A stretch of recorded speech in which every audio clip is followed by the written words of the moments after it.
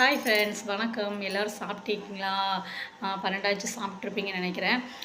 நாங்கள் வந்து காலையில் பார்த்திங்கன்னா இட்லி வெங்காய சட்னி. எப்போ பார்த்தாலும் இட்லி வெங்காய சட்னின்னு சொல்கிறீங்கன்னு கேட்காதீங்க. எங்களோட ஃபேவரெட்டு. அதுவே பசங்க ஸ்கூலுக்கு எடுத்துகிட்டு போயிட்டாங்க. லஞ்ச் இனிமேல் தான் செய்யணும். லஞ்சு புளிச்சக்கீரை கடைய போகிறேன். இதை சொல்லவா வந்தேன்னு கேட்காதீங்க.